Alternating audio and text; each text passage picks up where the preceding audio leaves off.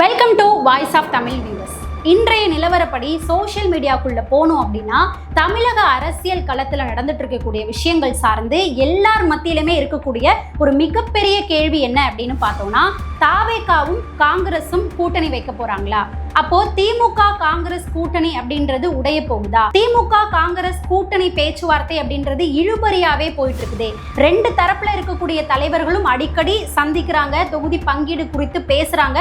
ஆனா எந்த ஒரு முடிவுமே வெளியில வரலையே. முடிவா திமுக என்னதான் சொல்றாங்க, அதுக்கு காங்கிரஸ் தரப்புல என்னதான் சொல்றாங்க அப்படின்ற ஒரு மிகப்பெரிய கேள்விதான் எல்லார் மத்தியிலுமே போயிட்டு இருக்குது. ஸோ இது எல்லாத்துக்கும் பதிலாக தான் இந்த ஒரு வீடியோ இருக்க போகுது. வாங்க வீடியோக்குள்ள போலாம். நம்ம முதல் விஷயமா என்ன பார்க்க போறோம் அப்படின்னு பார்த்தா, தாவேகாவும் காங்கிரஸும் கூட்டணி பேச்சுவார்த்தையில ஈடுபட்டிருக்காங்க அப்படின்றதுக்கு ஆதாரமா இருக்கக்கூடிய சில சாத்தியக்கூறுகளை தான் முதல்ல நாம பார்க்க போறோம். அதுல முதல் வரிசையில் இருக்கக்கூடியது என்ன அப்படின்னு பார்த்தா, காங்கிரசினுடைய அகில இந்திய தலைவராக இருக்கக்கூடிய ராகுல் காந்தி அவர்களும் அதே போல தாவேகாவினுடைய முக்கிய நிர்வாகிகள்ல ஒருவராக இருக்கக்கூடியவர் தான் ஆதவர்ஜுனா அப்படின்றது நம்ம எல்லாருக்குமே தெரியும். ஸோ அப்படிப்பட்ட ஆதவர்ஜுனா அவர்களும் இந்த சைடு காங்கிரசினுடைய தலைவராக இருக்கக்கூடிய ராகுல் காந்தி அவர்களுடைய சந்திப்பு அப்படின்ற ஒரு விஷயம் பேசப்படுது. அதாவது ஹைதராபாத்ல இருந்த ராகுல் காந்தி அவர்களை ஆதவ் அர்ஜுனா அவர்கள் ரகசியமா சந்திச்சிருக்கிறாரு. திரைமறைவுல கூட்டணி குறித்த பேச்சுவார்த்தையை நடத்தியிருக்கிறாங்க அப்படின்ற ஒரு செய்தி அரசியல் வட்டாரங்கள்ல இருந்து தகவலா வெளியாயிருக்குது. அதிகாரப்பூர்வமா இந்த ஒரு தகவல் வெளியாகலையே தவிர அரசியல் வட்டாரங்கள்ல இருந்து இந்த ஒரு தகவல் கசிஞ்சிருக்கு அப்படின்னு சொல்லலாம். அதாவது தாவேகாவுக்கு தமிழகத்துல இளைஞர்களுடைய சப்போர்ட் அப்படின்றது அதிகமாவே இருக்குது. ஸோ அப்படி இருக்கக்கூடிய பட்சத்துல காங்கிரஸும் தாவேகாவும் ஒன்றா இணைந்து செயல்பட்டா ஒரு மாற்று அரசியலை நாம கொண்டு வர முடியும் அப்படின்னு ஆதவர்ஜுனா அவர்கள் ராகுல் காந்தி அவர்கள் கிட்ட பேசி கூட்டணி பேச்சுவார்த்தையில திரைமறைவுல ஈடுபட்டதா சொல்லப்படுது. ஸோ இதுதான் தாவேகாவும் காங்கிரஸும் திரைமறைவுல பேச்சுவார்த்தையில ஈடுபட்டு அப்படின்னு சொல்றதுக்கு முதல் பாயிண்டா இருக்குது.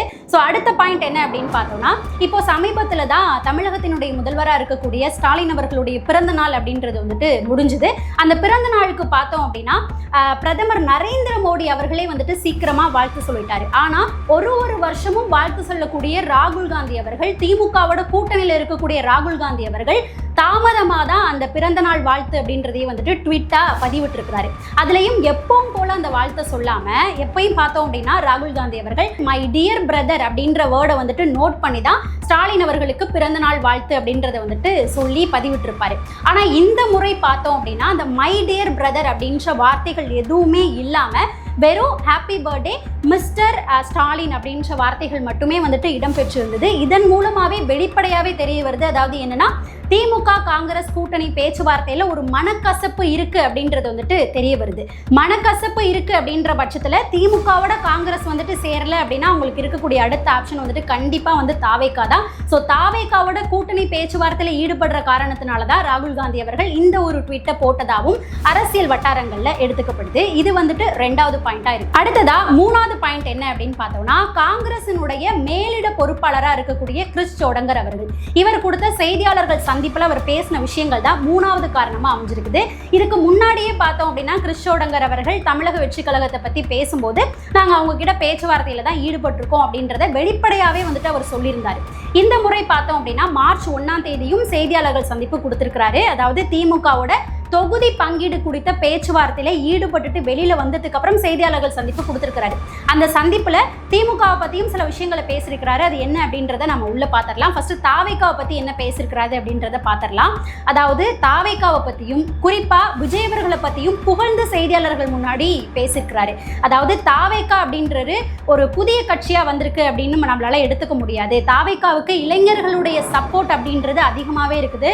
அது மட்டும் இல்லாம தாவேகாவும் விஜய் ராகுல் காந்தி அவர்களுடைய முக்கியத்துவத்தையும் காங்கிரசினுடைய வரலாறையும் முக்கியத்துவத்தையும் நல்லாவே தெரிஞ்சு வச்சிருக்கிறாங்க. அதுக்கு முக்கியத்துவம் கொடுக்கறாங்க அப்படின்ற மாதிரி விஜய் அவர்களையும் தாவேகான்ற கட்சியையும் ரொம்பவே புகழ்ந்து கிறிஸ் சோடங்கர் அவர்கள் செய்தியாளர்கள் முன்னாடி பேசியிருக்காரு. இது எப்ப பேசியிருக்காரு அப்படின்னு பார்த்தா மார்ச் 1ஆம் தேதி திமுகவோட தொகுதி பங்கீடு குறித்த பேச்சுவார்த்தையில ஈடுபட்டுட்டு வெளியில வந்ததுக்கு அப்புறம் தான் செய்தியாளர்கள் கிட்ட இந்த விஷயங்கள், அதாவது தாவேகாவை பத்தி புகழ்ந்து பேசியிருக்கிறாரு.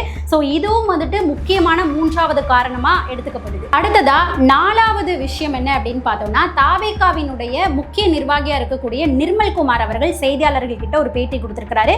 அந்த பேட்டியில என்ன பேசியிருக்கிறாரு அப்படின்னா, காங்கிரஸ் திமுக கூட்டணி அப்படின்றது உறுதியான கூட்டணியே கிடையாது, என்ன வேணாலும் பின்னாடி வந்துட்டு நடக்கலாம். அது மட்டும் இல்லாம காங்கிரஸோட திமுக சேர்ந்து போட்டியிட்டாதான் அவங்களால வெற்றி அடைய முடியும். காங்கிரஸோட திமுக சேர்ந்து போட்டியிடல அப்படின்னா திமுகவால வெறும் 25 இடங்கள்ல மட்டும்தான் வந்துட்டு வெற்றி பெற முடியும் அப்படின்ற மாதிரி பேசியிருக்கிறாரு.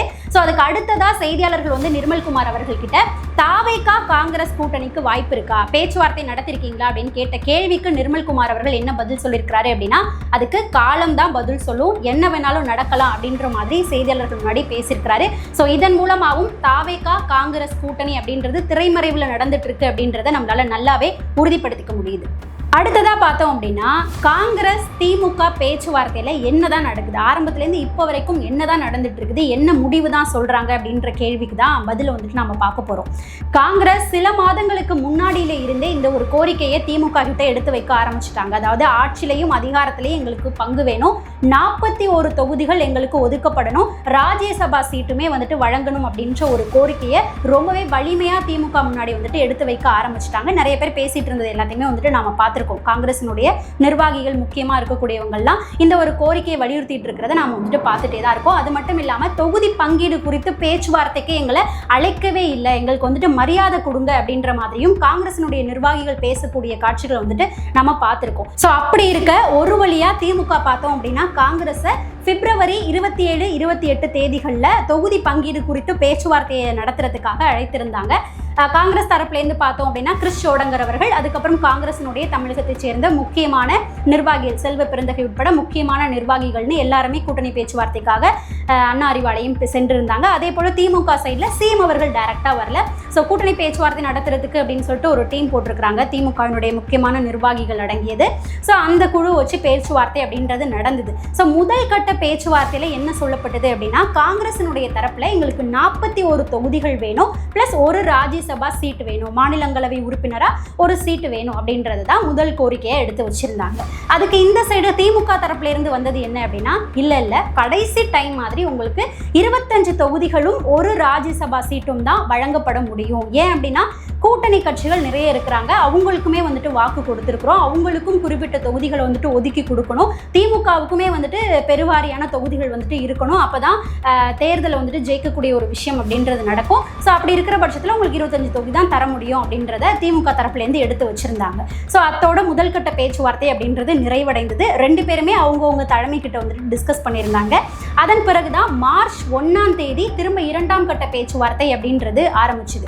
2ஆம் கட்ட பேச்சுவார்த்தையில காங்கிரஸுடைய தரப்புல இருந்து என்ன சொன்னாங்க அப்படின்னா, 41 தொகுதி வேணாம், நாங்கள் வந்து 2 தொகுதியை குறைச்சிக்கிறோம், 31 தொகுதி வந்துட்டு எங்களுக்கு கொடுங்க, ஆனால் ராஜ்யசபா சீட் அப்படின்றது எங்களுக்கு 2 சீட்டு வேணும் அப்படின்னு சொல்லிட்டு அந்த கோரிக்கை எடுத்து வச்சாங்க. அதுக்கு இந்த சைடு திமுக தரப்புல இருந்து இல்லை அதே நிலைப்பாடு தான் எங்ககிட்ட இருக்குது, 25 தொகுதியும் ஒரு ராஜ்யசபா சீட்டு மட்டும்தான் தருவோம் அப்படின்னு திமுக தரப்புல ரொம்பவே கராரா சொல்லிட்டாங்க அப்படின்னு சொல்லப்படுது. ஸோ இந்த 2ஆம் கட்ட பேச்சுவார்த்தையும் தோல்வியில் முடிஞ்சதுக்கு அப்புறம் தான் கிறிஸ் சோடங்கர் வெளியில வந்து செய்தியாளர்கள் முன்னாடி ஒரு பேட்டி கொடுத்திருந்தாரு.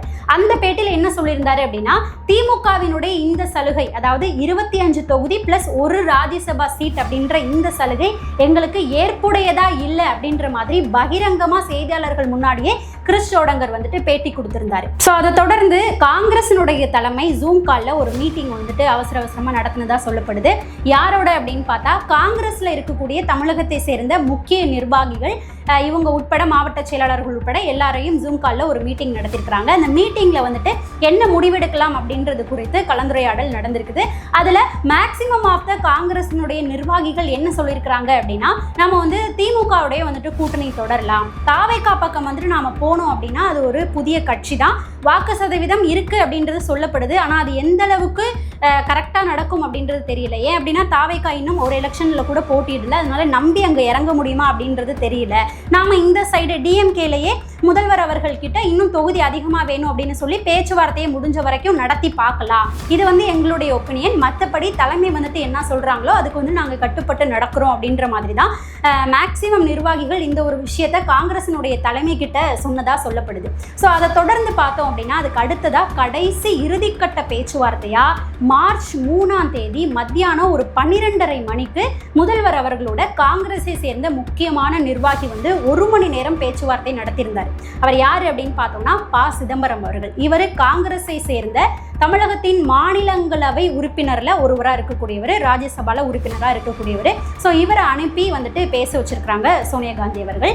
1 மணி நேரம் பேச்சுவார்த்தை அப்படின்றது நடந்தது. அதன் பிறகு வெளியில வந்ததுக்கு அப்புறம் ப. சிதம்பரம் அவர்கள் காங்கிரசினுடைய தலைமை கிட்ட ஃபோன் காலில் நடந்த விஷயங்கள் எல்லாத்தையுமே பகிர்ந்ததாகவும் சொல்லப்படுது. ஸோ இறுதியா திமுக கடைசியா இப்போ என்ன நிலைப்பாடுல இருக்காங்க அப்படின்னா காங்கிரஸுக்கு 36 தொகுதிகள் அப்படின்றது கொடுக்க முடியாது. 36 தொகுதிகள் ப்ளஸ் 2 ராஜ்யசபா சீட் கேட்டாங்க, அது கொடுக்க முடியாது. 29 தொகுதிகள் ப்ளஸ் 2 ராஜ்யசபா சீட் வேணா கொடுக்கலாம் அப்படின்ற கடைசி நிலைப்பாடுக்கு திமுக வந்திருக்கதா சொல்லப்படுது. ஸோ ப. சிதம்பரம் அவர்கள் ஒரு நாள் மட்டும் வெயிட் பண்ணுங்க, எங்களுக்கு டைம் வேணும் அப்படின்னு கேட்டுட்டு வந்ததாகவும் சொல்லப்படுது. ஸோ மார்ச் 4ஆம் தேதி காங்கிரஸ் அவங்களுடைய கூட்டணி குறித்த நிலைப்பாடை வெளியிடுவாங்க அப்படின்னு காங்கிரஸ் தரப்புல இருந்தே சொல்லியிருக்காங்க. காங்கிரஸ் திமுக சொல்லியிருக்கக்கூடிய 29 தொகுதிகள் பிளஸ் 2 ராஜ்யசபா சீட் அப்படின்றத எடுத்துக்கிட்டு திரும்பவும் திமுகவுடைய கூட்டணியை தொடருவாங்களா, இல்ல அவங்க கேட்ட மாதிரி ஆட்சியிலையும் அதிகாரத்திலையும் எங்களுக்கு பங்கு வேணும், 36 தொகுதிகள் வேணும் அப்படின்ற நிலைப்பாடோட திமுகல இருந்து வெளியில தாவேகாவோட விஜய் அவர்களோட கைகோர்த்து ஒரு மாற்று அரசியலை கொடுப்பாங்களா அப்படின்றத நாம காத்திருந்து தான் பார்க்கணும். ஸோ நீங்க என்ன நினைக்கிறீங்க அப்படின்றத மறக்காம நம்முடைய கமெண்ட் செக்ஷன்ல பதிவு பண்ணுங்க. அதாவது தாவேகாவும் காங்கிரஸும் சேர்ந்தா மாற்று அரசியல் ஈடுபடும். ஸோ நீங்கள் என்ன நினைக்கிறீங்க அப்படின்றத மறக்காம நம்முடைய கமெண்ட் செக்ஷனில் பதிவு பண்ணுங்கள். அதாவது தாவேகாவும் காங்கிரஸும் சேர்ந்தா அது ஒரு மாற்று அரசியலாக இருக்குமா, அந்த ஒரு முடிவை காங்கிரஸ் எடுப்பாங்களா, அப்படி இல்லைன்னா காங்கிரஸ் திமுகவுடைய கூட்டணியை கண்டினியூ பண்ணுவாங்களா, நீங்கள் என்ன நினைக்கிறீங்க அப்படின்றத மறக்காம நம்முடைய கமெண்ட் செக்ஷனில் பதிவு பண்ணுங்கள். நாம் அடுத்த பதிவில் சந்திக்கலாம்.